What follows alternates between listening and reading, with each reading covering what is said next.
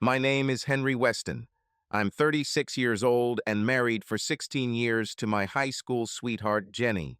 We have a 14-year-old daughter named Juliana. I stand about 6 feet tall and weigh about 200 pounds. It's mostly muscle, thanks to 18 years as a commercial and residential electrician. School has never been my strong point. Sure, I graduated from high school, but my real skill was working with my hands. I had trouble sitting still in class, so I often got into trouble for disturbing others. I wanted to do something, not sit quietly and listen. So right after leaving school, I got a job as an apprentice electrician with a local contractor.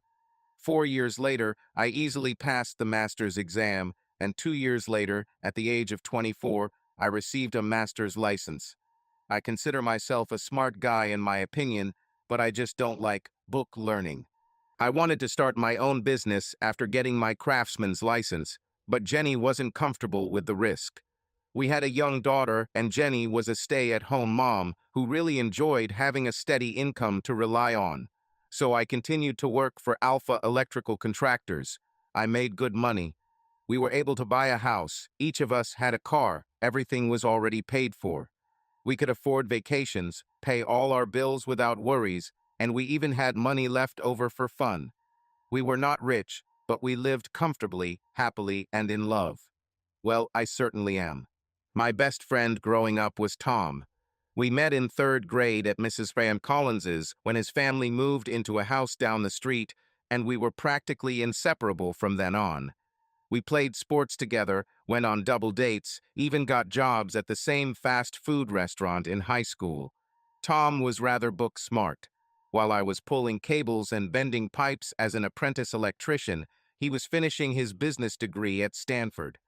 While I was working toward my master's license, he was getting his MBA. He had a great job, although he worked long hours and made a lot more money than I did. But he was lonely, so he spent a lot of time with Jenny and me. We tried to arrange dates for him, but nothing came of it. He came to dinner several times a week and often said how jealous he was of my family. Money can buy many things, he said, but it cannot buy the love of family. I agreed with him every time. I loved my wife, and my daughter was everything to me. We were very close. I told her a lot about my work, even though I had much higher hopes and dreams for her. But as I reasoned, knowing something about repairing electrical appliances never hurts. My world came crashing down in August. I came home from work and saw Tom's car in the driveway. This was not unusual because, as I said, he often came over for dinner and was sometimes home before me. Usually, when I entered the house, Juliana was the first to greet me. She heard my truck pull up to the house and always made sure to meet me at the door. It didn't happen every day, but it happened often enough that when I walked in and she wasn't there, I asked Jenny where she was so I'd know for sure. Danielle has her, Jenny replied. I noticed her face. Tom sat behind her on the sofa, and his expression was the same. Something was definitely wrong. What's going on? I asked. Then Jenny said the 4 words every man dreads hearing from his wife. We need to talk. Having just returned home from working outside in mid-August, I was pretty dirty. Okay, do you mind if I take a shower first? Jenny nodded, so I headed to the bedroom and took a long shower. I considered my options. Could she get pregnant again? We haven't talked about kids in a while, and we've actually had a lot of conversations about what we might do once Jules leaves home. We didn't have sex for a few weeks, something always got in the way, or she just felt bad when I tried to start. But it was no more than 6-8 weeks, so the math added up. So if she accidentally got pregnant, it would definitely be a concern, although I hoped she knew I would be happy to accept another child. But why was Tom here for this? Maybe she told him first to see how he thought I would react. Maybe someone is seriously ill. I had no family. All my grandparents were gone. My father died when I was 11, and my mother died about 10 years later. They divorced when I was young due to my mother's infidelity and my father's inability to deal with it when she finally left. Dad died in a car accident, crashing face first into a tree. He was completely sober, and there were no brake marks on the road. I realized later what this meant. but perhaps Jenny's parents or her younger sister, Liz, had problems. I assumed it might have been Jenny or Tom, but assumed I would have known about it sooner. Obviously, these were just guesses, and there was nothing left to do but go down and find out what it was all about. I got dressed and joined them in the living room. Thinking back afterwards, I should have caught the hint that they were sitting next to each other on the sofa while I was sitting alone on the armchair, but it didn't occur to me at the time. Henry, you are a wonderful man and have been a faithful husband and a hard worker for so long, Jenny began. It wasn't the best start. There's no real easy way to say it, but Henry, Tom, and I fell in love. I'm sorry, but I'm asking for a divorce. If I had ever imagined what it would be like to be hit in the chest with a brick, what I felt at that moment would be pretty close to that. I was stunned, and the words got stuck in my throat, so Jenny kept talking. I hope we can do this peacefully. We would like to stay here so Juliana can continue to attend the same school. I don't want to interfere with her life any more than is absolutely necessary. But we just can't continue the way we were. I found the strength to speak. Did you sleep with him? I asked with difficulty. She smiled a crooked smile, and her answer was like a knife in my back. Of course, Henry. I was still trying to recover from the blow to my soul I had just received. I always thought that we were happy together. Of course, we had problems, like all couples, but nothing that could cause a breakup. My mind was spinning as I tried to remember what I could do to get her into the arms of another man. We had over 20 years together, more than half of our life. There must have been something, but I didn't remember anything. I couldn't believe this was happening to me. Tom's attempt to get a word in edgewise finally brought my full voice back. Henry, listen. No, I roared, in a voice that even surprised me. You no longer have the right to contact me. Consider this a warning, Tom. If you say one word in my direction, I will kill you and be happy to spend the rest of my life in prison for it. Nod if you understand. He nodded. Tom was in a suit and not particularly muscular. I could break him like a match if I wanted to, and he knew it. You don't have to act like that, Jenny intervened. Let's try to stay calm, please, Henry. I need to behave this way, and I behave as calmly as possible. I am the one who has been betrayed and trampled upon, so screw you and your opinions on how I should react, I blurted back at her. And I take custody of my little girl, not you. Henry, I understand you're upset, but I won't give up custody of Juliana, Jenny said. We can agree on a fair visiting schedule so you can spend plenty of time with her, but she will stay with us to keep her life as normal as possible. You work long hours, and I will still be a housewife. To hell with this. God, how eloquent I am. You don't understand anything, damn it.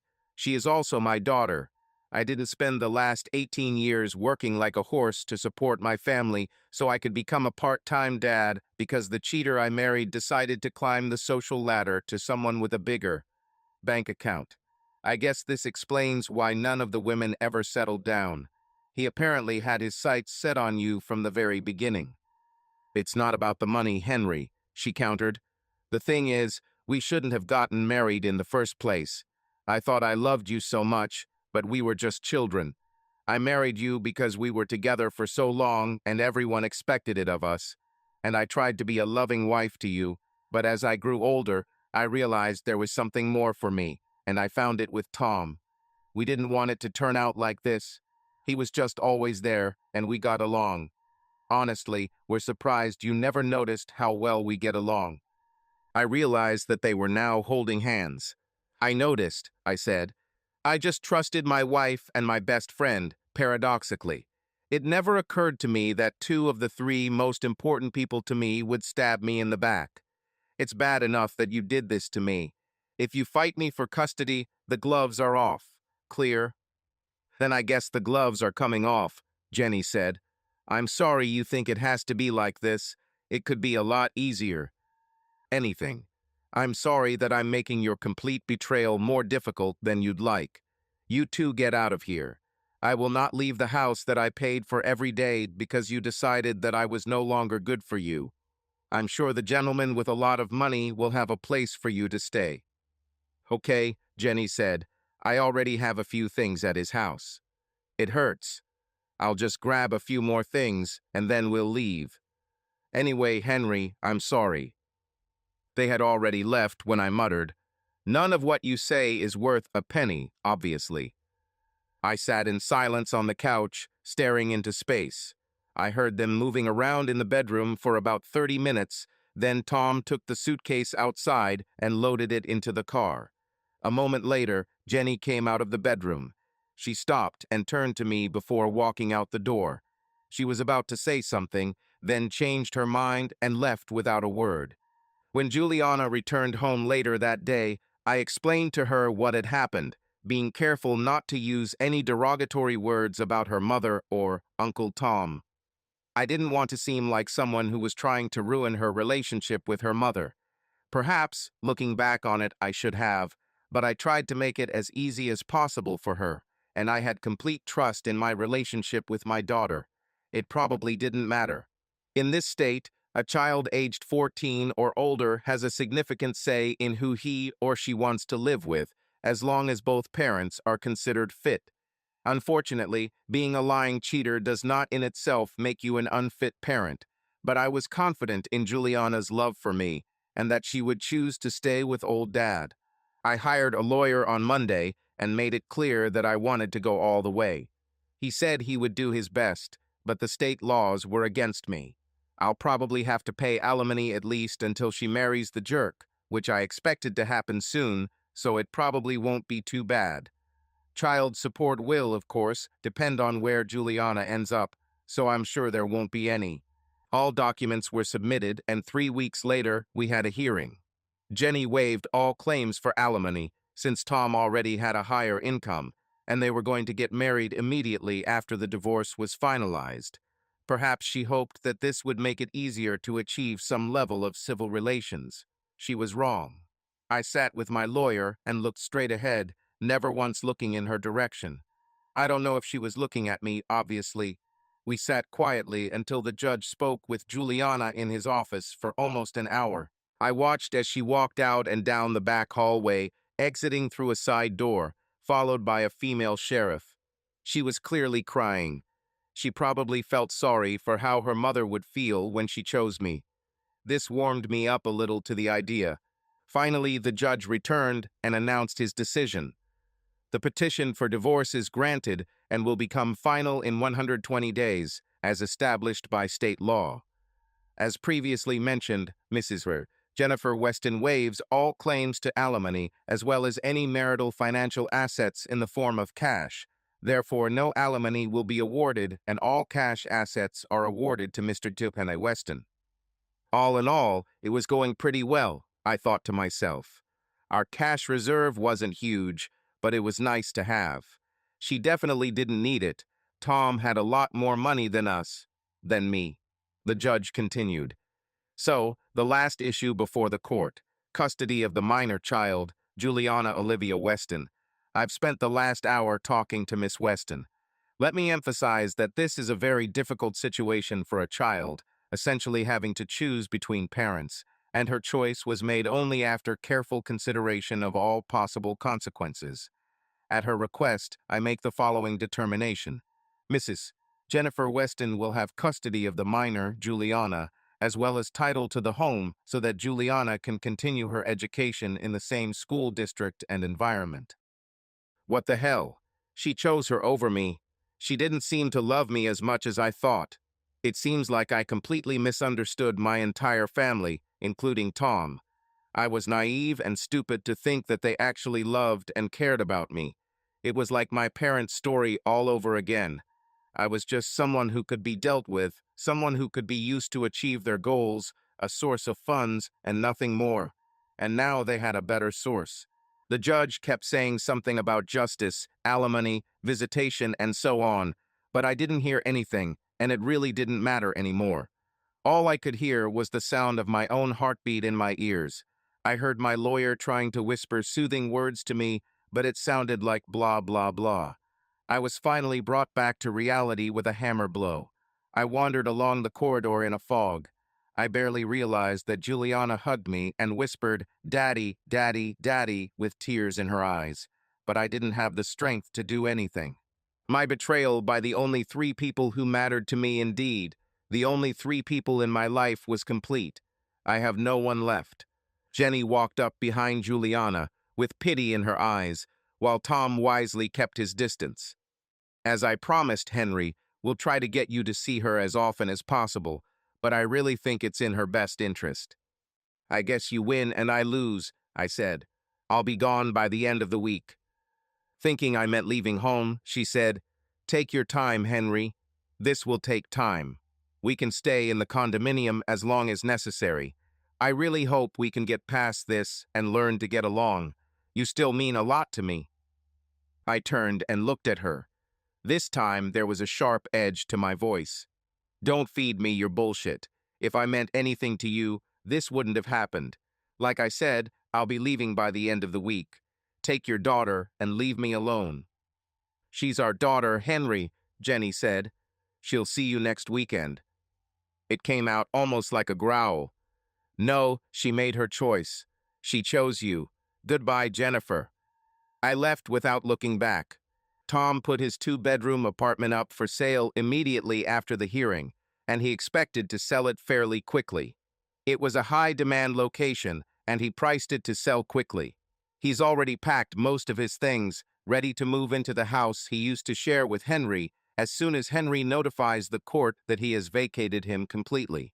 Keeping Juliana's life as normal as possible was our priority, and Tom's apartment was in a different school district. We certainly didn't want this to happen. We fell in love despite our attempts to stop it. We didn't want to hurt Henry, but we just couldn't deny our feelings. Fate seemed to intervene to allow us to be together for the first time. Henry had been called away on a business trip for an emergency job that would take all night, which was rare, and Juliana had asked for permission to sleep over with Danielle that same night. I spent the night with Tom at his apartment, and it was everything we dreamed of.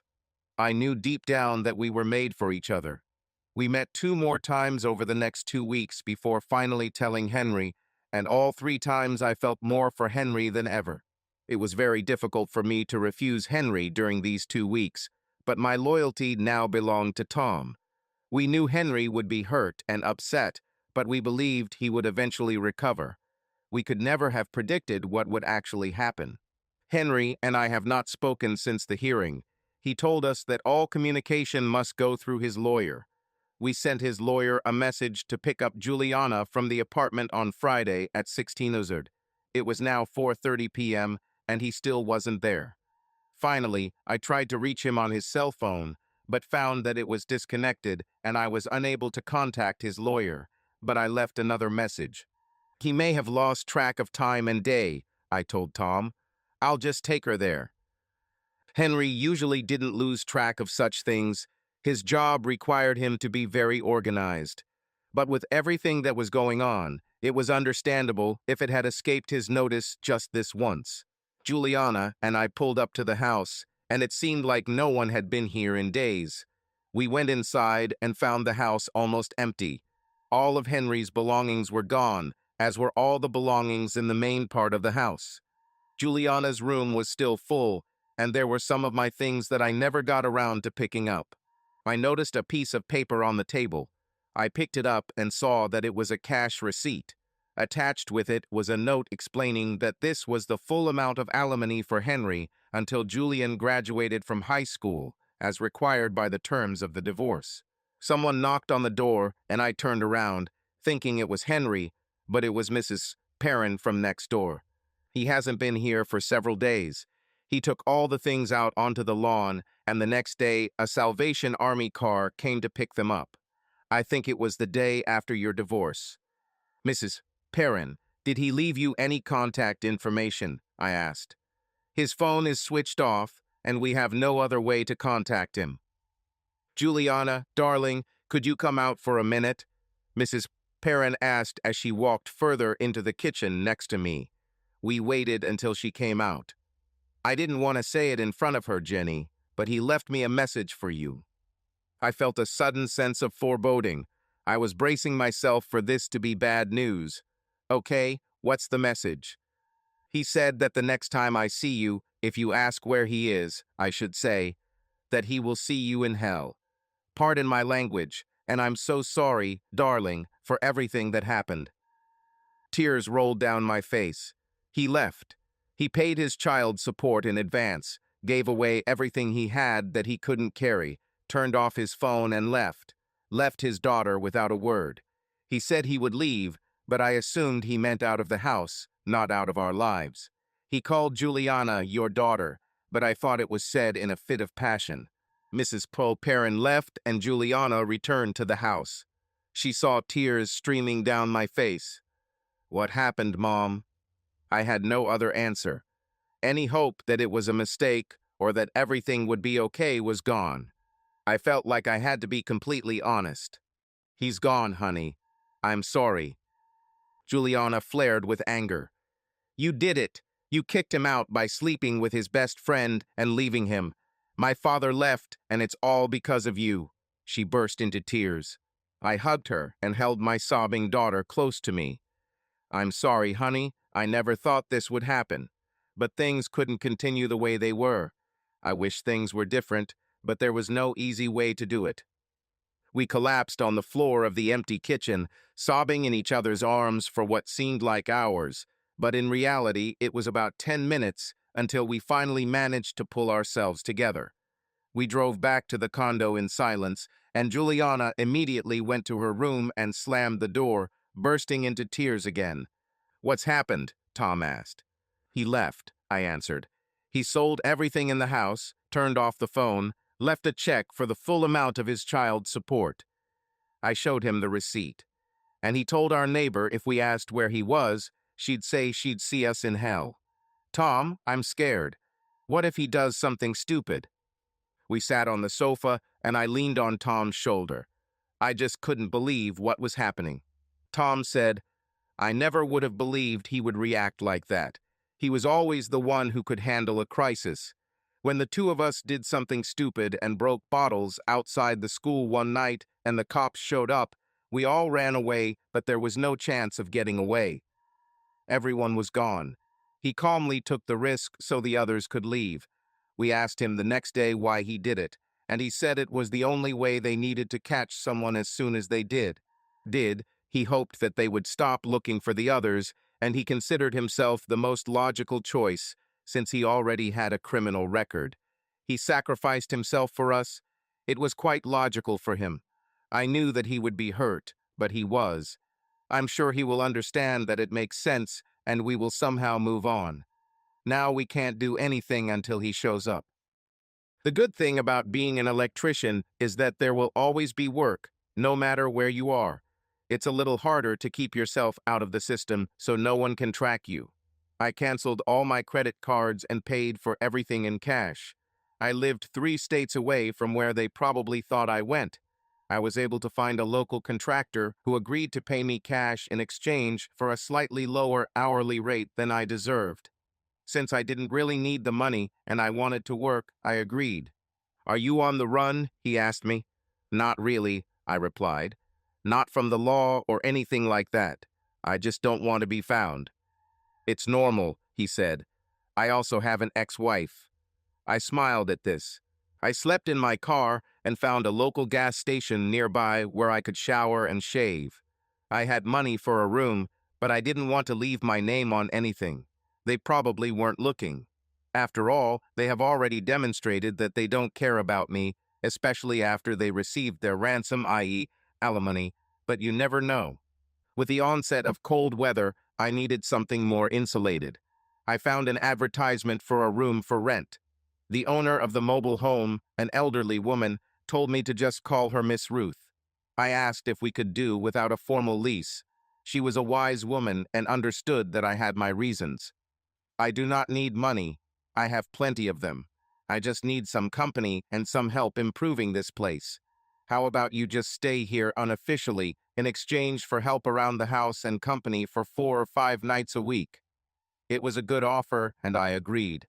The divorce was finalized in mid-January, and about a week after that was Juliana's birthday, her 15th birthday. She hoped that her father would send something, But the day passed and nothing arrived. I was heartbroken to hear her cry into her pillow later. I walked into Tom and I's bedroom, which of course used to be the bedroom I shared with Henry. He read, which he did regularly. I really thought she would get something from him. Even if he sent it through his lawyer to us, I really thought he would send something. Can he really give up on her completely just because she chose to live with us? That surprises me too, Tom replied. Obviously, we underestimated how much it hurt him. But we can't let this ruin our life together, honey. Otherwise, none of this would make sense.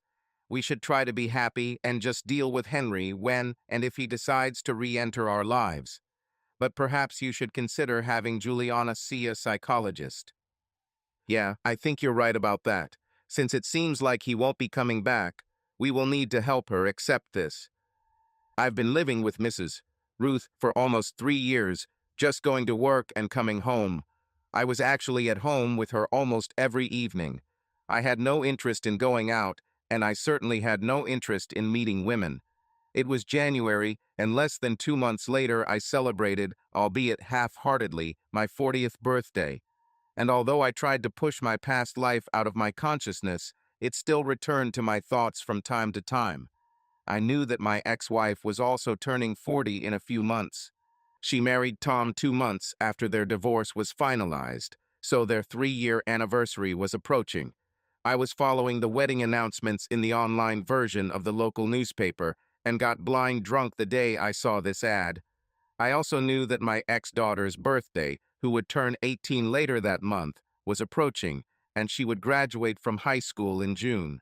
I briefly thought about her college plans, but quickly pushed all thoughts of those traitorous people out of my mind, and suddenly I wanted a drink.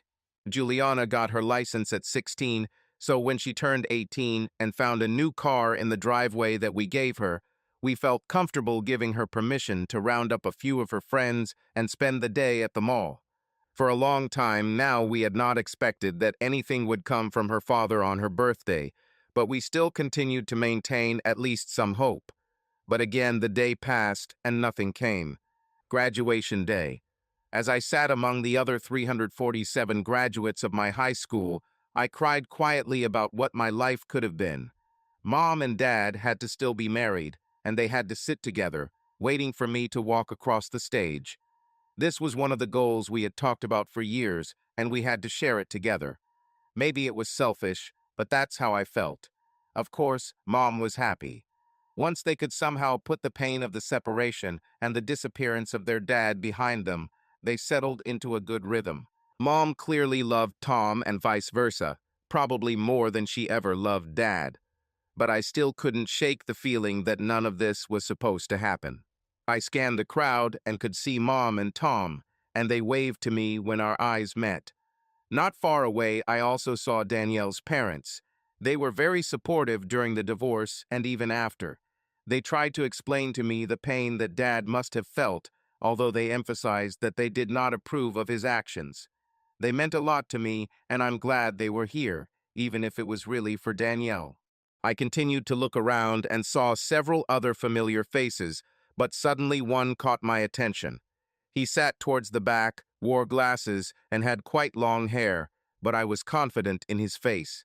I stood up to get a better look, but just as suddenly he disappeared. Perhaps it was my imagination. The next 4 years passed relatively quickly and without incident. Despite our efforts, including several visits to fertility specialists, Tom and I were unable to conceive. I really wanted to give Tom a baby, but it just wasn't meant to be. However, we remained very much in love and were happy with our choice to be together. We, of course, regretted some of the consequences, but they could not be completely avoided. Juliana was preparing to graduate from the University of California at Berkeley and planned to pursue a career in teaching. She had recently started dating a young man named Benjamin, and they seemed like a very good couple. As often happens, when Juliana reached important milestones in her life, I began to think about Henry. It's been about 7 years since we last heard anything from him. We contacted his lawyer once, but he said he had no message for us and that he would contact us if that ever happened, but otherwise he couldn't tell us anything even if he knew where Henry was. I took solace in the fact that we were never notified of his death, so I assumed he was still alive somewhere and couldn't help but wonder what he was doing and whether he had been able to move on after the pain I hurt him. Continuing to live outside the system, I now rented a room in a multi-unit building, again on a cash basis without a formal tenancy agreement thanks to a recommendation from Mrs. Ruth. I was already 44 years old and still in great shape. Mrs. Ruth began having health problems about a year ago, and her family were forced to move her into a care facility, and her mobile home was sold to the family. I still worked for the same company and was paid in cash, although my salary had increased. I couldn't say I was happy, but I was at peace with where my life was at. That is, until I went to Denny's for lunch, of course. I had been here many times before, although it had been about 3 weeks since the last time, and I knew the staff well. Gail, the lovely 60-something black woman who worked behind the counter and whom I had known since I got here, saw me when I walked in. She knew my story inside and out, having been an excellent communicator over the years and promising to remain discreet. She was the only person here I trusted. I was about to sit at the counter, but she stopped me. "No, no, Mr. Henry. Today you need to sit in that booty right there," she said. She pointed to one of the booths at the front of the restaurant. Knowing that Gail always has a reason for her actions, I obediently took a seat in the second booth in the row, hoping that at some point she would explain her demand. It soon became clear what she was up to when a waitress I had not seen before approached my table. She was tall, slender, blonde coincidentally or not, the exact opposite of short, brunette, and curvy Jenny, and beautiful. She had a wonderful smile. Her badge said, Kelly. "Good morning," she said.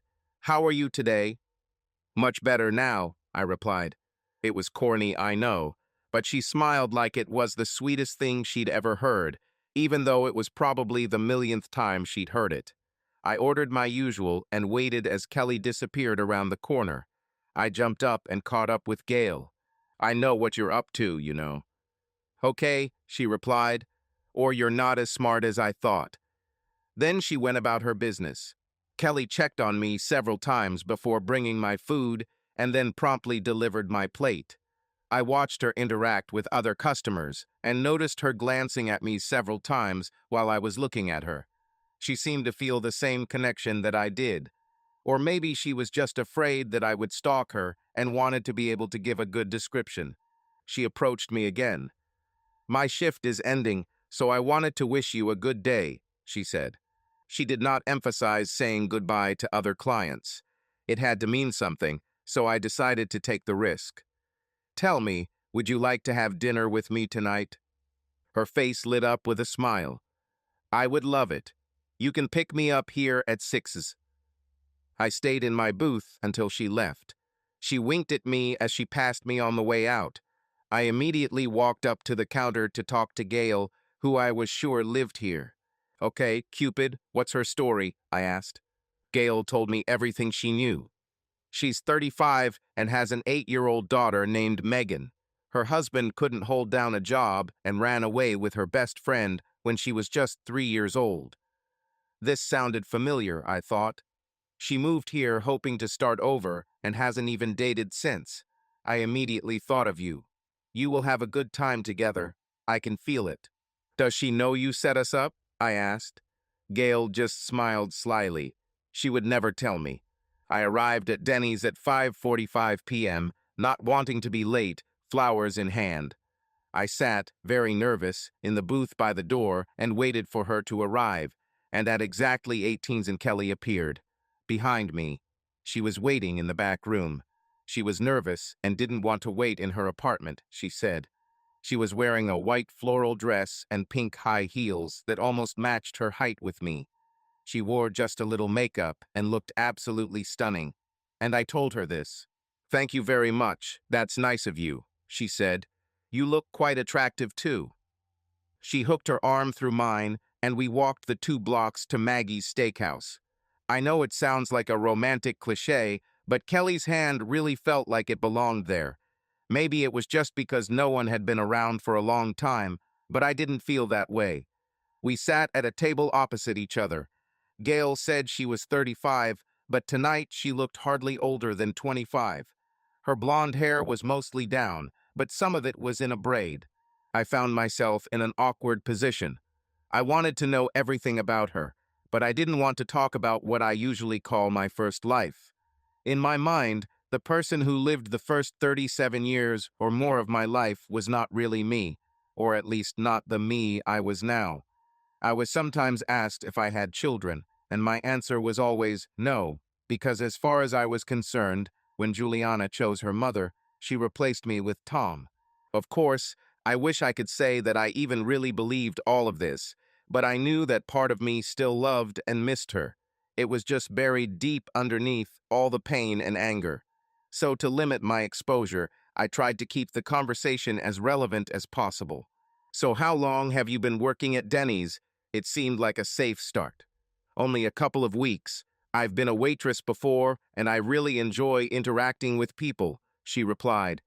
And they can give me day shifts so I can work while my daughter is at school. How old is your daughter? I asked. I knew the answer. Gail already told me. But I wanted to make sure I was getting the information directly from Kelly and not from a third party. She's 8, and she's the light of my life, she said. Her name is Megan, and she is so smart and beautiful. Do you have children? Crap. No, I don't have any, I tried to say as naturally as possible. And technically, it wasn't a lie because I don't have kids. As far as I was concerned, I once had one, but not anymore, at least not in this life. Do you like children? Kelly asked. Because any man who ends up in my life must be ready to become a father to Megan. This doesn't mean I'm looking for my father. I'm doing great on my own. But I don't want to find myself in a situation where me and my daughter is one thing, and me and my husband is another. We will be a family, and we will act like a family. Is it clear? I see, I replied, and I couldn't agree more. And to answer your question, yes, I really like children. Juliana's face, the last one I remembered, suddenly appeared in my mind. As the evening went on, I admitted that I had been married and divorced before, but tried my best not to reveal too many details, explaining that I still felt a lot of anger and pain about it, which was true, but was determined not to let it affect my future relationships, which was also true. We only had dinner, and then I offered to take her home, but she asked me to drop her off again at the restaurant. Henry, I admit, I really like you, Kelly explained. I felt a connection the first time I talked to you at my table, and I still feel it tonight. But I can't let you take me home because Megan is there. My neighbor has kindly agreed to look after her when I need to work longer or go out. But I'm not yet ready for Megan to see me with someone until I'm absolutely sure. I hope you understand that. I completely understand, Kelly, I replied. You have her to take care of. I'll let you decide these things. Can we meet again tomorrow? I can't go out tomorrow night, she said. I don't want to be a burden to Mrs. Pritchett, but I work tomorrow morning, and I'd really like you to come and have lunch on my shift. Can we consider this our second date? I asked. I would really like it. Maybe Gail will let me sit with you for a few minutes since she introduced us. I wasn't sure you knew about this. See you in the morning. I kissed her on the cheek. I've been working hard since 7 as and this morning the school has a morning program that allows me to leave it until work starts, and it was a very busy morning, but I immediately felt it when Henry walked through the door at about 7:45. I felt it before I saw it. All my tables were occupied, so he sat at the counter with Gail until one was free and immediately took it as soon as it was completely cleared. I really wanted to spend time with him, but I was at work, and that should have been my priority. However, I was able to steal a quick 5 minutes to sit with him. He extended his arms across the table towards me, and I took both of his hands in mine. I wish I had more time to sit with you. It's okay, I know you're working. When can I ask you out again? Like I said, I don't want to take advantage of Mrs. Pritchett's kindness. How about we do something in 2 evenings? I think I can bear it, if only I can come to breakfast and see you in the meantime. Necessarily. I need to get back to work. Yes, I also have things to do today. See you tomorrow. I stood up and quickly kissed her on the cheek. Thank you for coming to me. It means a lot to me. We both smiled widely as I left.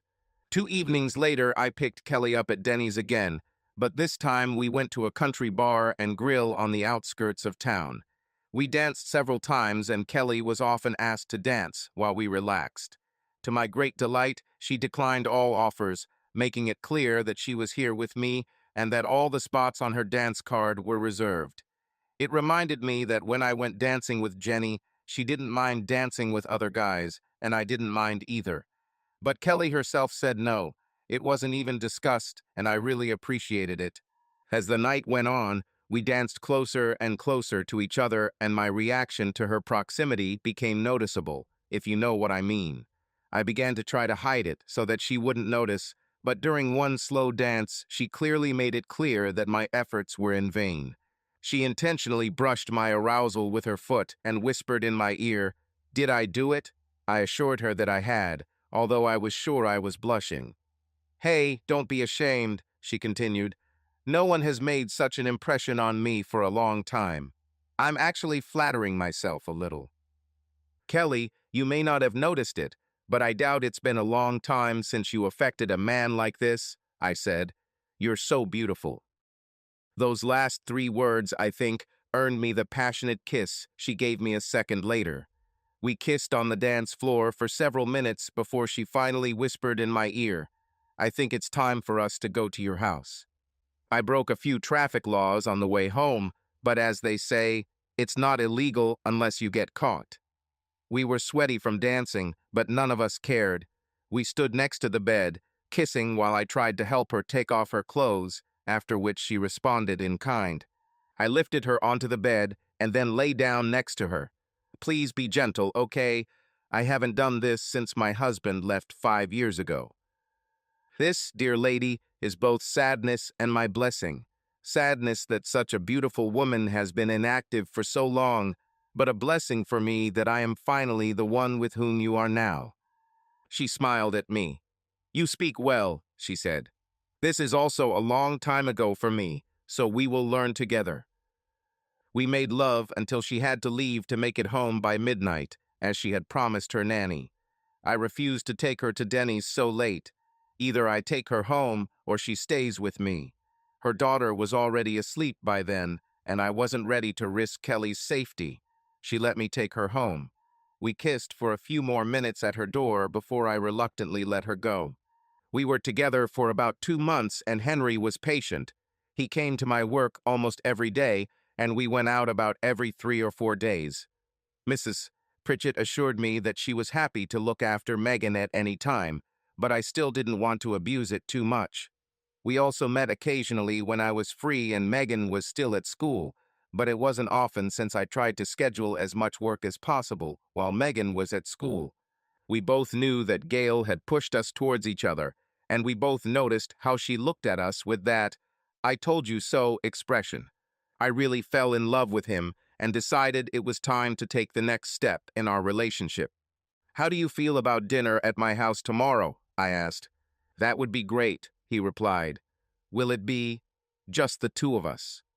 I paused for a moment to create some tension, then smiled and said, "No, Megan will be there too, if you don't mind."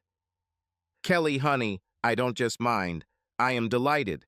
But are you sure you're ready?" "I'm sure. It's time, I think.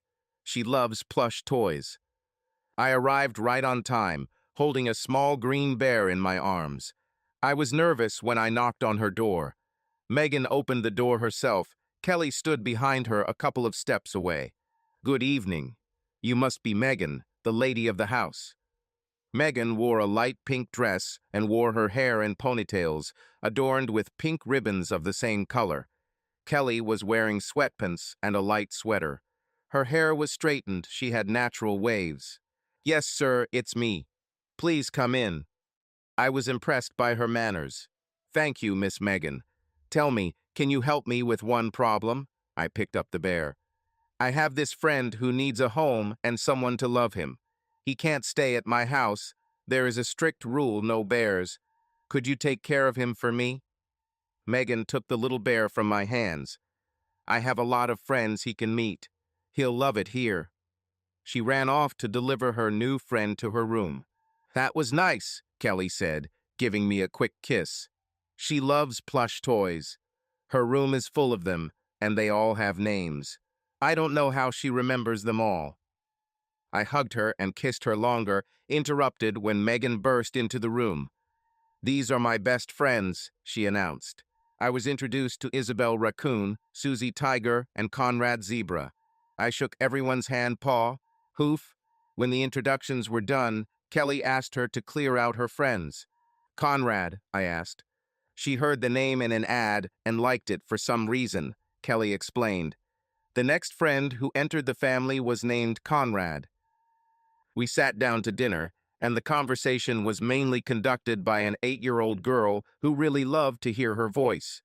But it was wonderful to listen to her, and Juliana's face appeared in my thoughts again. This time it was the 8-year-old version of her. I felt my eyes begin to water and quickly pulled myself together, hoping Kelly didn't notice. After dinner, Kelly and I sat on the couch talking and holding hands while Megan played with a few of her friends, including Bobby, the newest member of her family. Suddenly Megan stopped and looked at me. Will you be my new daddy? Kelly started to intervene, but I stopped her. I'll sort it out, honey. I called Megan to stand in front of me. Megan, honey, I really like your mom, but I won't lie to you, okay? Your mom and I are still getting to know each other, and we still have a long way to go before making any decisions of this nature. And besides, I need to convince another beautiful girl, because if I ever marry your mom, in a sense, I'll marry you too, right? So we'll be spending a lot of time together until we decide what we want to do. And sometimes it will just be mom and me. This doesn't mean we don't want you to be with us in those moments, but sometimes adults need time alone. But as soon as mom and I make any decisions, you'll be the first to know, I promise. That sounds good. I guess that's normal, Megan said. Do you promise that I will be first? I nodded. Fine.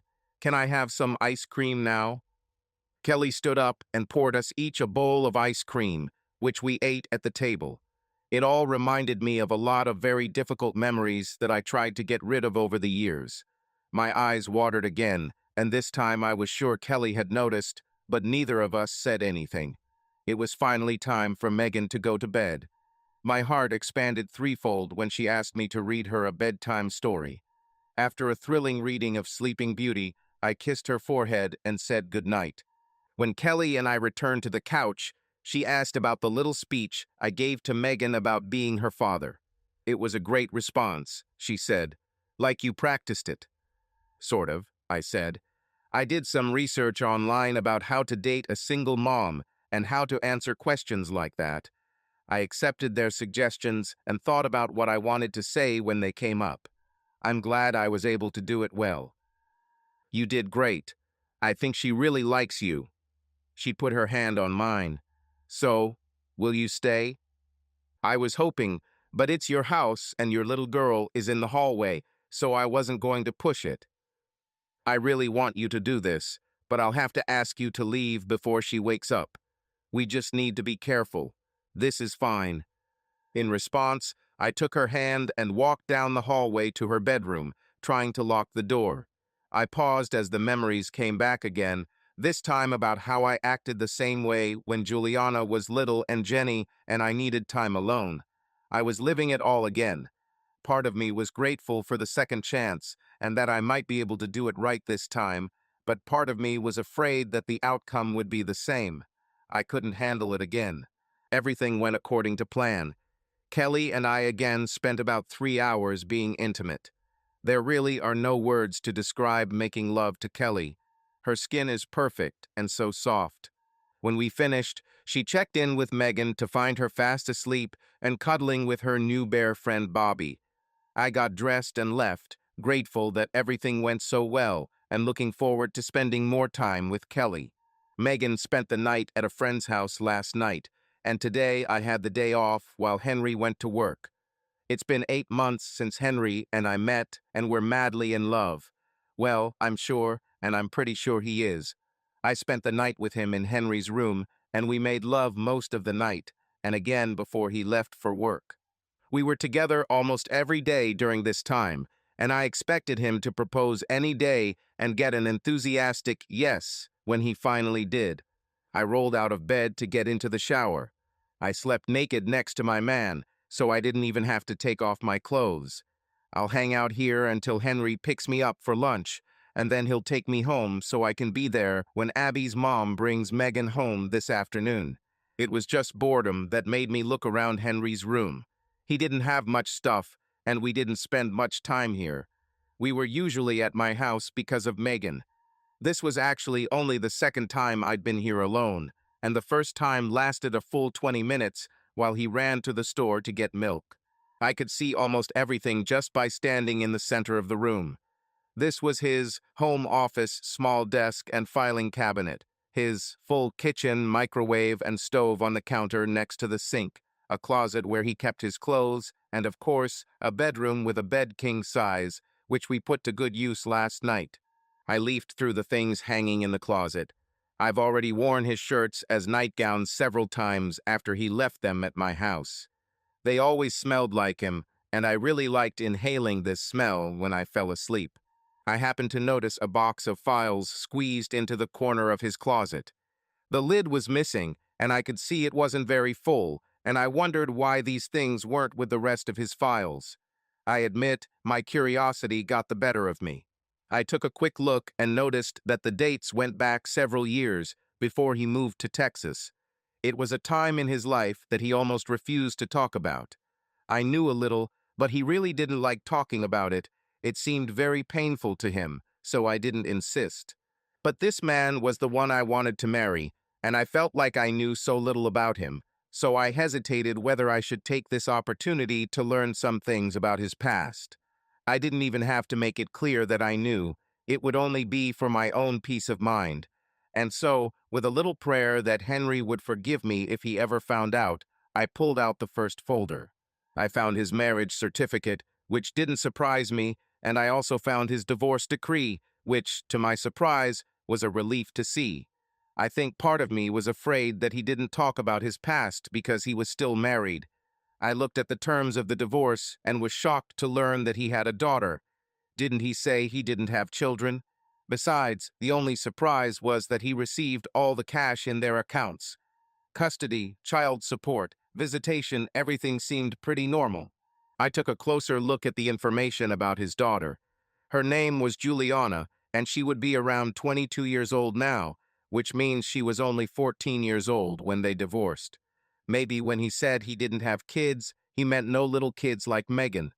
Of course, I couldn't ask him about it, or he'd know I was digging, but I was sure there was more to it than met the eye. On another page, I found one contact number, the number of his ex-wife, Jennifer. I quickly packed everything back and returned everything to its place. Maybe Gail knew something. She had known Henry for many years. I'll start with her. I picked Kelly up for lunch, and she seemed out of sorts. Scattered is perhaps the best description. "Are you okay, honey? You seem to have something on your mind." "No, baby, I'm fine. Just a little tired. You made me a little tired last night." She smiled at me. I didn't insist anymore, but I wasn't completely convinced. The next morning, I came to work early to talk to Gail. "Gail, what do you know about Henry's life before he moved here?" She quickly turned to me, and a sparkle flashed in her eyes. The concern in her voice was obvious. "Why do you ask, girl?" "I accidentally found something in his apartment last night. Did you know he has a daughter? He told me he doesn't have children, and he doesn't tell me much about his past. There must be some reason why he created all this distance from his old life." "Callie, baby, you need to let it go. I've known Henry for a long time. He's a good man, and he'll take care of you. But if you dig it, you might not like it. Trust me, leave it. So you know something. Please, Gail, I love him so much. Help me." She just shook her head and said, "Let it go, honey. Just let it go." Part of me really wanted to take her advice, but the more I thought about it throughout the day, the more I realized I couldn't do it. He came in for breakfast as usual, and I tried to act normal. We talked about our plans for the evening before he had to go to work. I kissed him and sent him on his way. When my shift ended, I returned home to think some more. As I sat in my apartment, I realized that I had to find out what made Henry leave his daughter. I needed to know this because I had my own daughter. She loved Henry as if he were her father, and he seemed to love her as if he were his own. And if he could keep one daughter, he could do it again if the circumstances were right. And until I know what the circumstances were, I can't risk Megan's heart. I was her mother, and she was my priority, even despite my own happiness. Since Gail couldn't tell me anything, and Henry had made it clear that he wouldn't tell me anything either, I had only one course of action. The phone display simply showed closed number. I started answering calls from unknown or blocked numbers just in case it was Henry. But when I picked up the phone, I had no hope that it would be anything other than a telemarketer or other such garbage, as usual. Hello? Yes, hello. I'm trying to reach Jennifer Weston. I almost hung up. Someone calling under my old married name was almost certainly trying to sell something using outdated information. But something in the tone of the voice, the uncertainty in it, made me stop. Well, it was me, although now I'm Holloway. Who's calling, please? Mrs. Holloway, my name is Kelly. We've never met, but... She took a deep breath. But I'm dating your ex-husband, Henry. Did I actually hear that correctly? I just stood there, phone pressed to my ear, not believing what I just heard. I thought about what I would say if this ever happened, but at that moment I could not form a single coherent thought, let alone words. Mrs. Holloway? Sorry. Please call me Jenny. You just caught me off guard. Give me a minute, please. I put the phone down and rubbed my face, as if waking up from a dream. I wish Tom were here. He would have known what to say, or at least help me figure it out, but he was still at work. I pulled myself together and picked up the phone again. Kelly, sorry for the wait. It's just... I understand, Jenny, Kelly said. I don't know much, but I know you haven't heard from him in a while. 8 years, I replied. 8 years have passed. How is he doing? Where is he? He's fine, he's doing well, Kelly replied. Sorry, but I can't tell you where he is. I have a feeling he wouldn't be too happy about it. I'm already risking our relationship just by calling you. I did some digging to get some information. He never really told me about his past. It hurt me a little that he started a new life somewhere, found a girlfriend, but still didn't acknowledge our old life. Of course I understand. I'm glad to hear he's doing well. He's a very good man, Kelly. He didn't deserve what I did to him.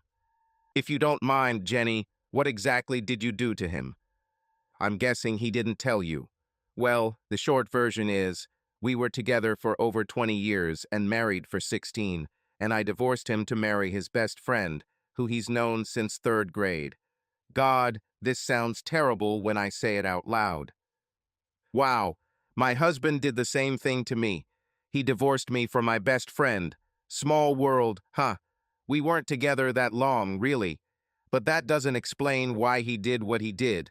People get divorced every day, even for reasons like yours, but they don't leave and don't leave their children. There must be something else. Oh, that's right. I explained the circumstances that led to Henry's departure. I don't think he saw it as abandoning his daughter, because in his mind, she rejected him at first by choosing to stay with me and Tom. In fact, right after the divorce hearing, he called her your daughter and said that he would leave in a week, but I didn't understand what he meant. Well, I can't say I agree with what he did, but I can understand it a little better now, Kelly said. I really didn't want to ruin the stability, but I didn't know if I would have another chance at this. Kelly, I know you don't owe me anything, and I'm not asking for anything for myself, I said. Juliana is getting married in a few months. She has tried to move on with her life, trying to cope with the fact that she hasn't heard from her father since she was 14, not even receiving a birthday card. But as the wedding approaches, she cries all the time because her dad won't walk her down the aisle. She's been dreaming about this since she was a child. If you have any influence on him, if you can do something." Kelly didn't get mad or hang up. She considered my request and gave a measured answer, considering that she had a place in his life and that she had something to lose. "I'm sure you know what you're asking, Jenny. If I even mention it, he'll probably leave me and move away again. He can get a job anywhere, and he has enough money. I don't even know how I could bring up this topic, let alone convince him to go." "Of course I understand. Maybe it's best to just let sleeping dogs lie. Kelly, thank you very much for calling. Please save my number. I would really appreciate it if you would call from time to let me know how he's doing. It would give me great relief." "I'll save your number," Kelly said, "but I can't honestly promise more than that. I hope you understand." I immediately called Tom at work to tell him what happened. "Did you get a phone number from her or something we could use?" "No. Her number was blocked and she didn't tell me her last name. But maybe this is just the first step to something more." I ended the call, glad I made it. I learned a lot about what I wanted to know. But now the question is what, if anything, to do about it. I mean, Jenny was right that I didn't owe them anything. Why would I ruin the best relationship I've ever had for their sake? But it was not for their sake, I realized. It was for me and for Megan. What would I want someone to do for me and my daughter if I were in Jenny and Juliana's shoes? I wish someone would help, if only for Megan's sake. I doubted it made much difference to Jenny in and of itself. She wanted this for her daughter. And what if, God forbid, something happens between Henry and me in the future that makes things bad? Will he leave Megan to avoid pain like he did with Juliana? Or the circumstances that forced him to leave Juliana were so painful that Henry acted uncharacteristically? I remembered my own childhood, my father, who cheated on my mother and left them. Of course, Henry wasn't unfaithful, but regardless of the reason, it was still a little girl who lost her daddy. And so I made perhaps the hardest decision of my life, one that may cost me the man I love. It was wrong for him to leave his daughter the way he did, regardless of her decision at the time. How could I trust Megan's heart to him otherwise? But I couldn't just ask him about it. It would be too easy for him to leave again while Juliana was just a name from his past. No, he needed to see her, to face what he had done and who he had left behind. The next day, after my shift, I called Jenny again. "Kelly, I definitely didn't expect you to call so soon. Does this mean something about Henry?" she asked. "Jenny, I've made a very difficult decision that I hope doesn't cost me Henry, but it has to be done. I need to ask you for two things.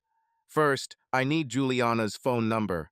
Second, I'm going to tell her where he is, but I need you to swear to silence about it.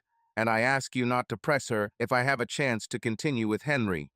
I cannot let you know where he is, maybe someday, but not now. Can you do it?" "Of course," Jenny replied. "My only concern is Juliana, and assuming there are some expenses involved in what you're planning, Tom and I will pay for everything." She gave me Juliana's number and then asked me to give her a few minutes to get her daughter ready before I called. I waited 15 minutes before dialing and talking to my man's daughter for the first time, and under less than ideal circumstances. "Good afternoon, this is Juliana Weston. Are you Kelly?" "Yes, it's me," I answered. "Apparently your mother explained what was going on."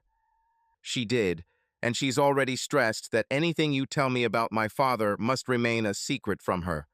I'm sorry that happened, but I understand that, and I'm willing to do whatever you ask. You'll need to fly to Austin International Airport, the sooner the better. I'll meet you there and take you to your father. You'll stay with me while you're here, and I guess we'll see what happens." "Can I ask you something?" Juliana asked. "Why are you risking your relationship for me? You don't even know me." "That's a fair question, Juliana," Kelly said. "I was once in your shoes, and my daughter is in your shoes now.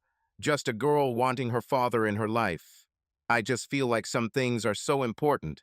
I need to know the person I hope to marry, and I need him to right the wrongs with you." Even as we spoke, Juliana booked a plane ticket to Austin for tomorrow. She emailed me the schedule, and I will pick her up myself. Now all that was left was to wait. When I returned home from work, I was surprised to find my girlfriend waiting for me. Without clothes, I hugged her and kissed her passionately. "Where is Megan?" Kelly winked at me with her seductive smile.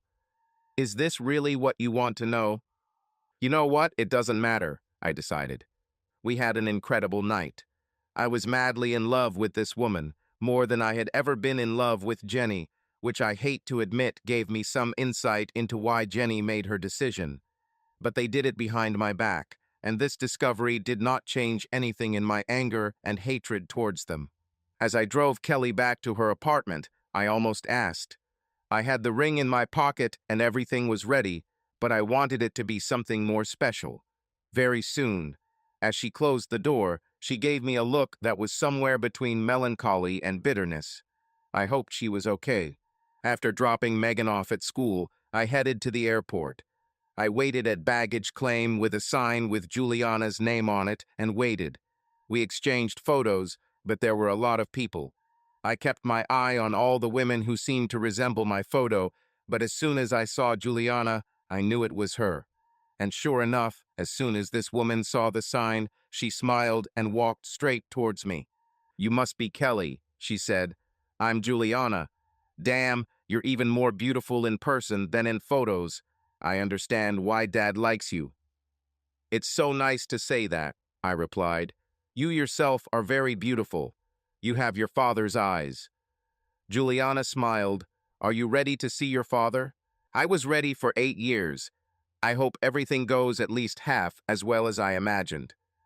We piled into my little car and drove home to Marble Falls, the small town where Henry and I settled and met. As we approached the outskirts of town, I stopped and called Rosie, Henry's company dispatcher, putting the phone on speaker. "Rosie, can you tell me where Henry works now?" "Of course, Kelly." "Wait," Rosie replied. "He's at the Bills on 4th and Main. And Kelly, he's got a couple more jobs to do today, so if you're going to do him in the back of a truck again, you better do it real quick." She chuckled as she hung up. I was too slow to end the call before this little news was broadcast. I felt myself blush as Juliana smiled knowingly at me. The back of his truck, right? Interesting. I was frisky, and he looked so good, all sweaty and everything. I couldn't resist. As we approached the intersection near the department store, I pointed at Henry's truck. "We'll have to wait for him to come out. I'll stand by the driver's door, and you wait a few feet behind, so the truck is between you and him." We waited there for about 20 minutes before I finally heard his voice talking to the department store manager as he was leaving the store. There was a time. I gave Juliana a thumbs up and waited. I fixed the short in the wiring that was causing the light in the toilet to flicker and headed for the door. I had 2 more calls to finish before I could get back to Kelly and Megan and maybe find a good time to ask the question. I carried the ring with me, waiting for the right opportunity, although I would soon have to create such an opportunity if it did not present itself. As I rounded the corner to where my truck was parked, I noticed Kelly's car parked behind it. Then I noticed her standing at the door of my truck. I felt the box with the ring in my pocket and headed towards it. "Hey, baby," I called. "This is a pleasant surprise." Then I saw her, the other her, and all the pain and anger flashed into my mind. "Hello, Father." In an instant, I experienced a flurry of emotions, none of which were positive. I felt the pain of my family's betrayal, fear of what Juliana's presence might mean for the future, and anger at Kelly for apparently being the catalyst for it. I took a deep breath and then spoke in a tone devoid of emotion. "Juliana." I turned to Kelly. "I'm guessing you found the box." She nodded. I looked at my watch. "Well, that was great, but I have 2 more orders for today, and I'm running out of time." I put the tools in the truck, then opened the door. "Dad, I'm getting married." "Yes," I answered. "Congratulations."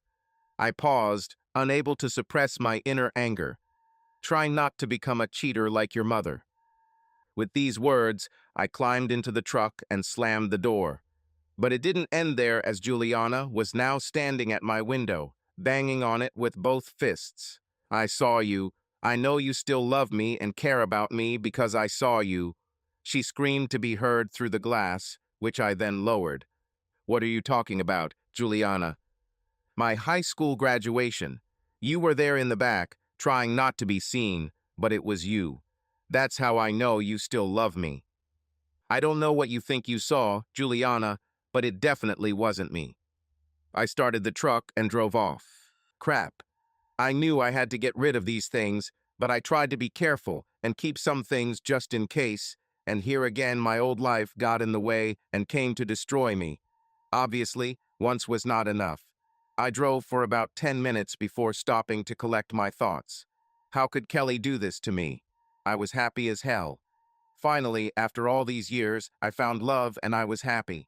I should have known it wouldn't last.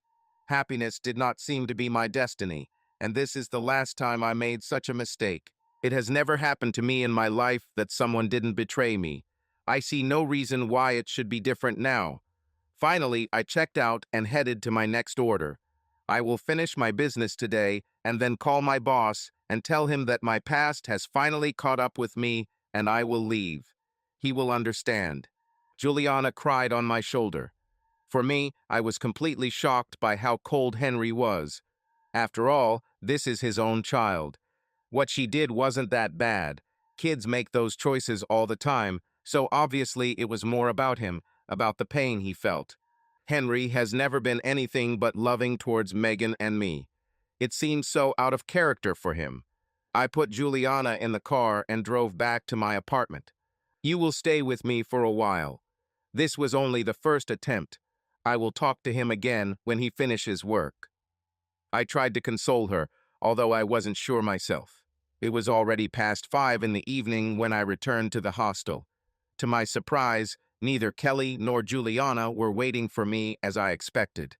This was for the best, as it made it easier for me to leave. Damn, I really loved her and Megan. I didn't want to leave, but Kelly left me no choice. She tried to find my personal hell and brought it down on me again.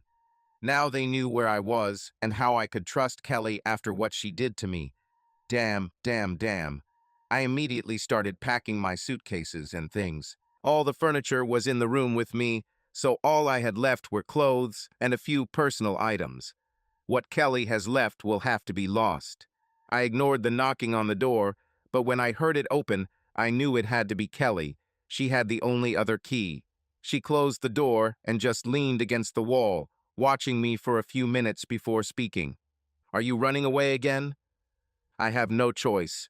Juliana now knows where I am, which probably means, oh God, I'm guessing you were talking to Jenny. Yes, she had the only contact number in your files. Luckily, she was still using the same phone number. Yes, how convenient. My sarcasm was obvious. So I guess now you know the whole humiliating story. Great. She came up to me and put her hand on my shoulder. She told me what happened, Henry, but you have nothing to be ashamed of. The same thing happened to me, remember? But I let it go and lived my life and found happiness with you. Did the same thing happen to you? I don't think so. You haven't been together for 20 years. It wasn't the best friend you've known even longer than that one. Your daughter didn't choose to leave you alone for the people who just destroyed you. Your life. So no, it wasn't the same. My voice began to rise. Say, you know me well enough. Maybe you can tell me what it is about me that makes everyone I love decide to betray and leave me. Henry, this isn't. Of course it is. First, my mother cheated on my father and left us.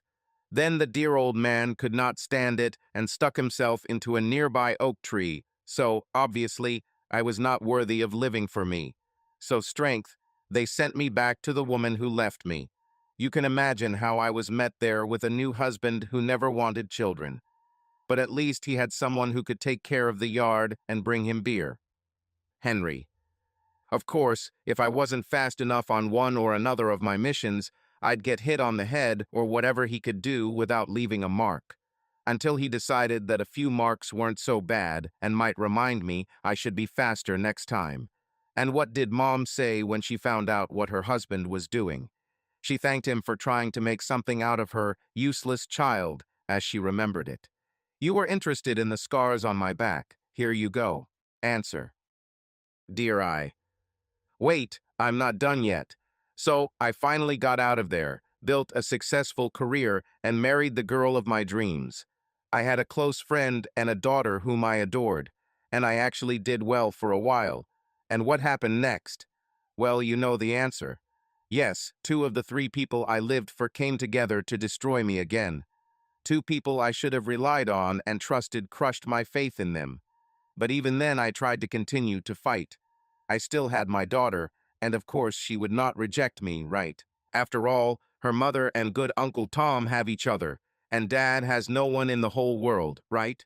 That of course she would choose to live with me to help me deal with this. We have always been close, so of course she will. No. She smelled the same smell as everyone else and turned away from me. 2. She chose her and her boyfriend over her own father. So tell me, Kelly, because maybe you already figured it out. What is it about me that makes everyone hate me so much?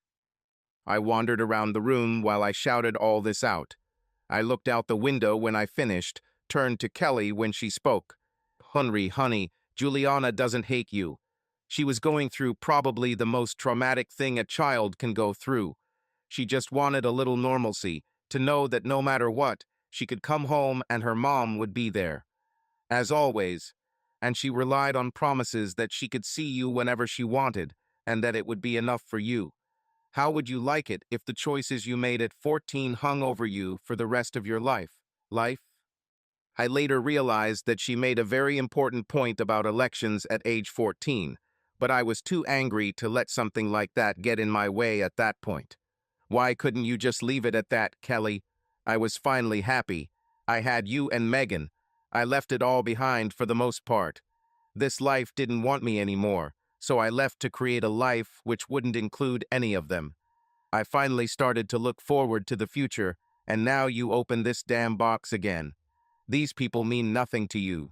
Just tell me why. I'm very happy with you, baby, and I didn't mean to find anything. Kelly explained. But I love you, and I wanted to know about you. When I looked in the box, I was hoping to just learn something about you so that you wouldn't be such a mystery. But when I saw that you had a daughter and that you left her behind, I needed to know why. But why? Why the hell was this necessary? It occurred to me, oh, I get it. If he's such a terrible person that he could abandon his own child, then he could definitely abandon his stepdaughter. That's what you thought, right? She lowered her head, and my answer was clear. That's just great. Okay, I'll spare you the trouble of worrying about it anymore. I'll be gone in the morning. I've already ruined enough lives with my presence. Now you can join the club.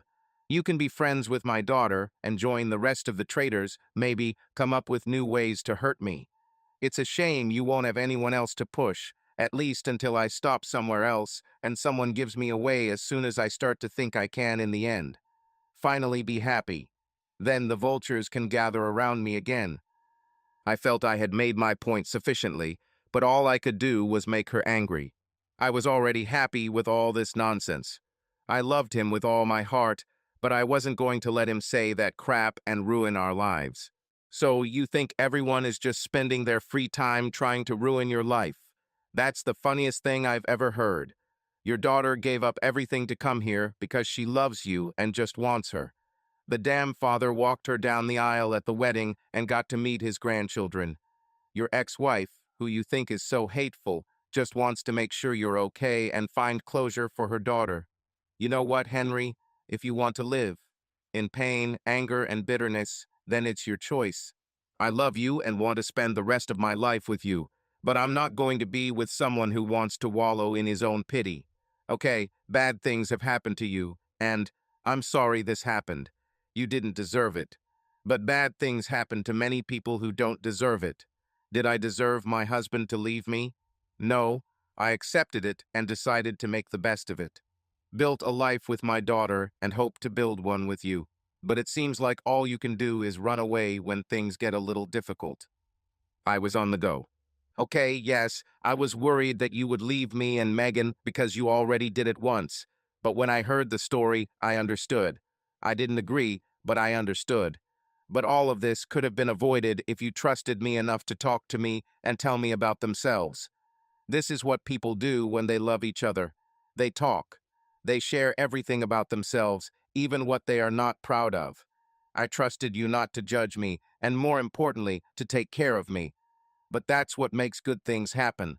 Moments so good. So take your damn key. I threw the key at him as hard as I could, hitting him right in the chest. I was a little upset that he didn't even move. Go and run away so you can find a place where you can just exist like you've been doing for 7 years, instead of living like you've been doing to me and Megan for the last 8 months. If that's what you want, then find it. Leave the woman who adores you and the other child who loves you. But I want something more, and I wanted it with you. But apparently this is just another bad thing that happened to me. I turned and walked out of his room without looking back, slamming that crappy door as hard as I could. I felt the whole house shake from the impact, but I didn't care.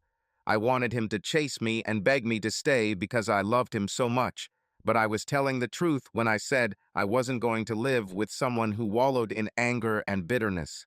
I watched her walk away and slam the door behind her. Believe it or not, this was the first time I thought that I might have done something wrong. I had the right to protect myself, to isolate myself from the people who crushed my heart, didn't I? It never occurred to me that I might have lost something else, and I already admitted to myself that I don't want to leave. I wanted Kelly and Megan, and perhaps now I could have Juliana too, at least in part. Oh, I have a lot of apologizing to do.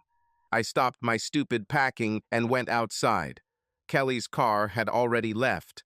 I could only hope she went home, but if not, I would have stayed on her doorstep until she got home and begged her for forgiveness. When I pulled into her parking lot, her car was there, so I knew it was time. I deserved everything she would give me. I just hoped I didn't lose her. I knelt down, which is not as easy as before, took a deep breath, and then raised my hand to knock on the door, but before I could knock, the door swung open. Kelly leaned against the door frame as I picked up the key she had just tossed to me. "What do you want?" she asked. "I'm sorry, Kelly. You were right, and I was wrong. I love you, and I love Megan. I can't lose you.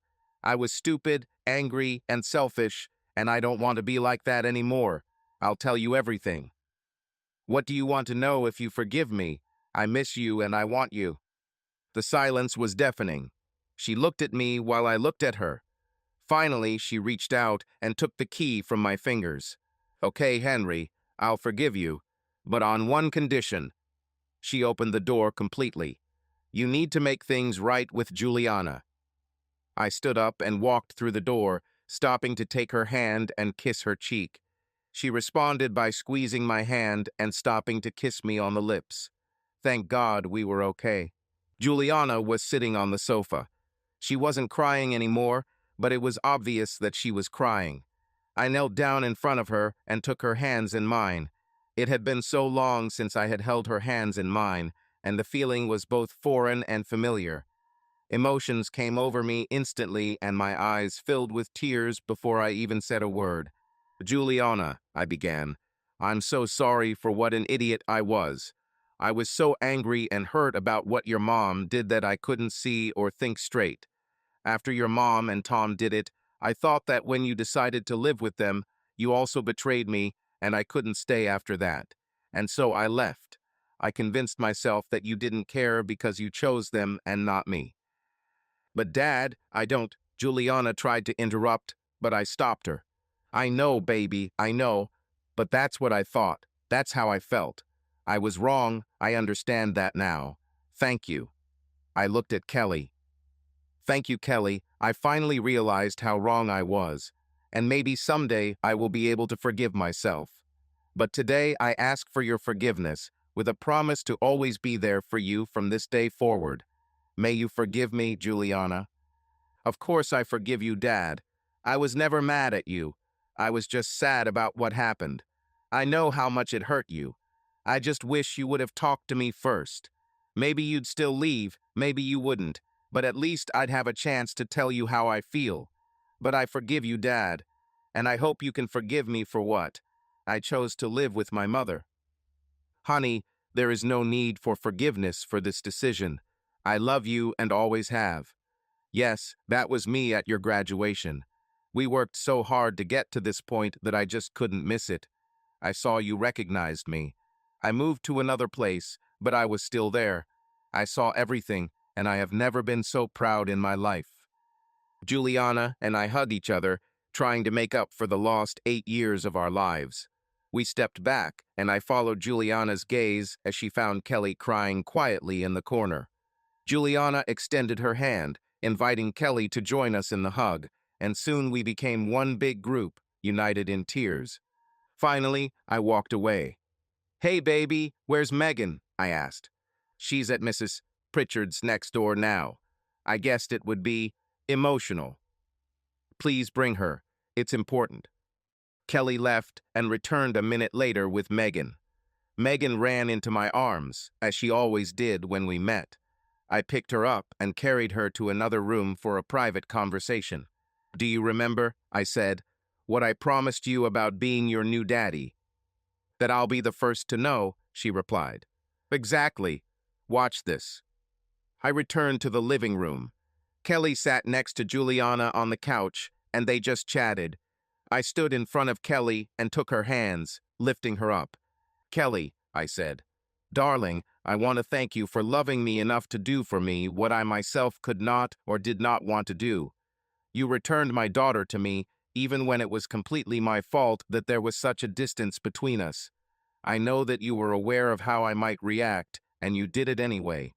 You cared more about what was best for me than what was best for you, and if that was the case, not love, then I don't know what is, and what you did for me only strengthened my confidence in what I was already sure about."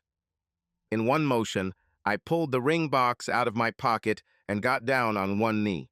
"Kelly, my love, will you do me the honor of becoming my wife?" Kelly's eyes widened, and she immediately burst into tears. "Yes, baby, yes, of course I will marry you."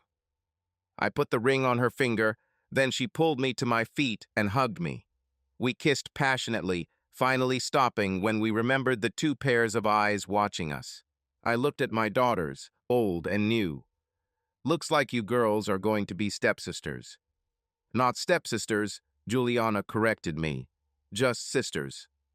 That night, I took my new family out to dinner, and we discussed wedding details. We planned to go to the district judge as soon as possible. Neither of us wanted to wait, but I started moving in with Kelly that night. I left all the furniture behind, so all I had left were clothes and personal items. Kelly and I's future plans were clear and filled with common hopes. I thought I looked pretty good in my tuxedo, but I did know that Kelly looked stunningly beautiful in her light pink dress. She was 3 months pregnant and had just begun to plump up. The wedding was wonderful. Juliana looked like a princess, and Benjamin, he insisted not to be called Ben, seemed excited to see my daughter, and I walked down the aisle. He seemed like a nice guy, even though I didn't spend much time with him. But Juliana loved him, and that was the main thing. I skillfully avoided direct contact with Jenny or Tom throughout the day, although I saw them from afar a couple of times. It had not been possible to avoid them completely over the past few days due to the final preparations for the wedding, including the pre-wedding dinner, but we were so busy that there was no time to talk.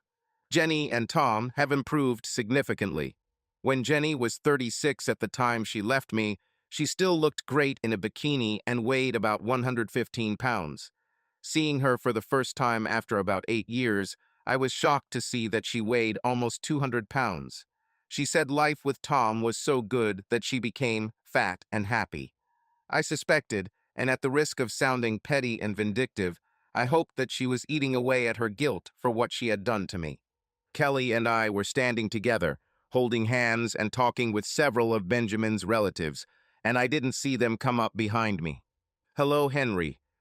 Her voice, which had once been like an angel singing to me, now made me feel like my nails were scraping on a chalkboard. Was her voice always this high? I forgave Juliana, or rather sought her forgiveness, but my feelings for Jenny had not improved, I realized. Still, for Juliana's sake, I tried to remain calm. I turned to face her. Them. Hi, Jennifer. I saw Tom start to say something, but I raised my hand to stop him. Tom, do you remember the last thing I told you? Nod if you remember. He nodded. My feelings haven't changed. He turned to Jenny. Honey, I'm going to go get a glass of punch. Should I bring you anything?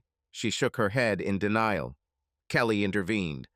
I'll join you, Tom. I need something to drink, too. It was clearly a deliberate elimination to leave Jenny and I alone, and I followed them until they were out of sight. Once they left, we stood in silence for a moment. I could have gone forever without speaking to her again, but obviously that wasn't on the agenda. She spoke first. I was hoping that after this amount of time things like this wouldn't happen anymore. I guess I was wrong. You were. Is there anything you want, Jen? Yes, Henry. I want us to get over this. I wish we could all be friends.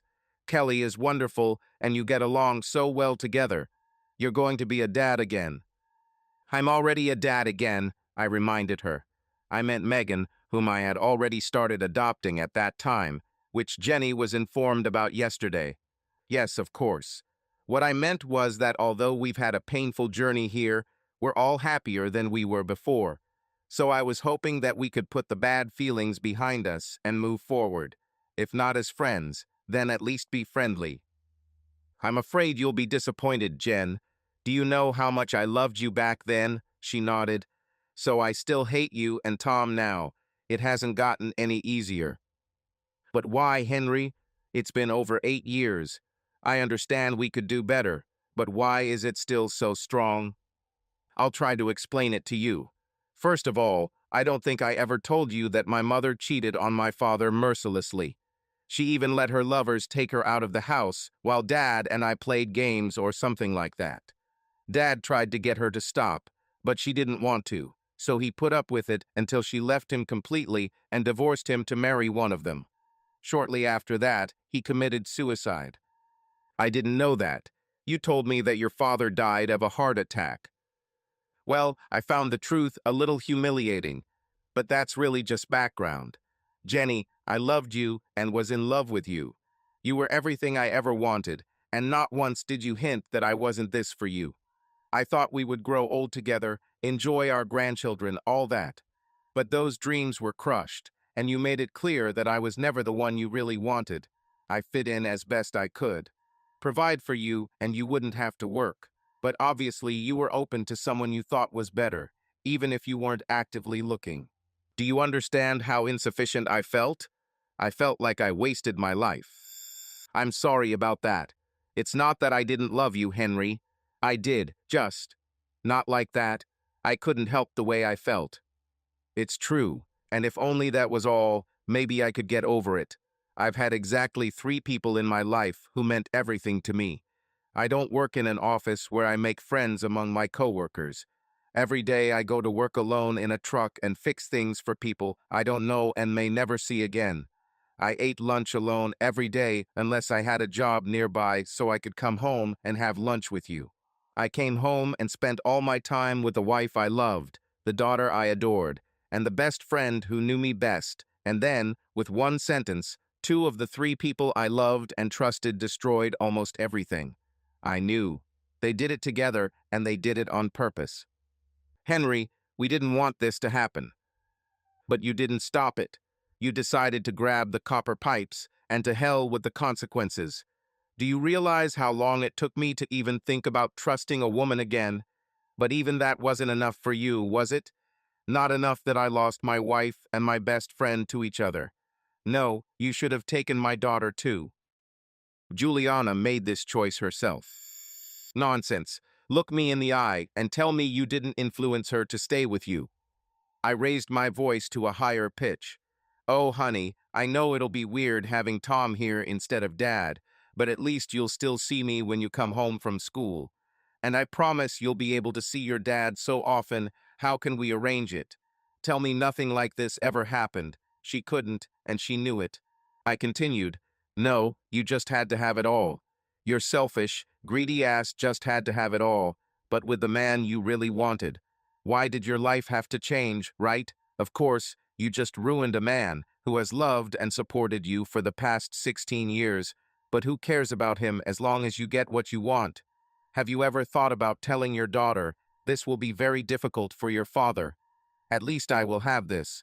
So I think you should live with your father so he won't be alone, and we'll see each other when we can. I already know the answer. Not once. You're right, Henry. I guess I didn't think about such things. But still, you disappeared without a word. What the hell did you think I was going to do, Jennifer? I had no one. My whole family was taken away, and my daughter went along with it. What could I do?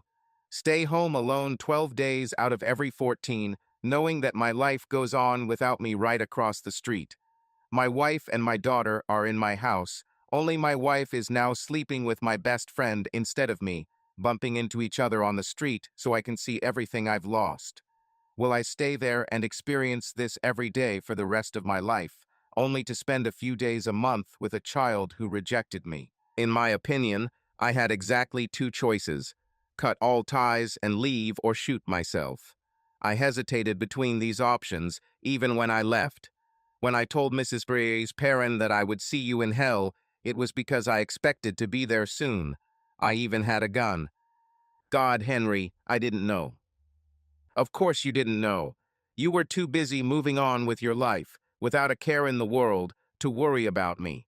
You replaced me with the man you wanted and convinced your daughter to stay with you. You had everything, what you wanted, and you didn't care about me. I even told you after the hearing that I would leave the house. I didn't mean leaving the area. I meant that I would die. Once after that, I expressed my concern or even asked what I meant. No, I finally realized that I wouldn't give you this pleasure. I didn't kill myself because I realized that I hated you and that bastard enough to stay alive. Henry I. Unfortunately, I continued, ignoring her attempt to speak, I allowed my hatred and anger to cloud my thinking towards Juliana. When she decided to live with you, I thought that she had chosen you and wanted Tom to become her father instead of me, so I went too far and left without a word. I wish I could put the blame entirely on you for this, but I will take most of the responsibility for it. It cost me 8 years of her life that I never will. I can return. Thank God, finally there was someone who loved me enough to think about my interests, even perhaps at the expense of his own. But you don't know anything about this, about putting someone else first. Knows how many more years I would have missed without Kelly pulling my head out of my ass. And I'm going to show her for the rest of my life how much I appreciate it. Now do you understand why I continue to hate you? I think I understand, Henry. I was hoping that time would change things, but it didn't. All I can say is that I'm sorry for the way we acted. Maybe in a while, but I won't do it again. Bother you. Can we at least agree to be polite? Of course. We still have a daughter together, and although I will try to avoid you, I understand that this will not always be possible. On those occasions when we need to be in the same place, I will be able to treat you at least the same like a stranger on the street. Just make sure your husband never addresses me again. Over the next 2 years, I gradually bought out my boss's share as he prepared to retire. I became the largest electrical contractor in Marble Falls and one of the largest in Central Texas.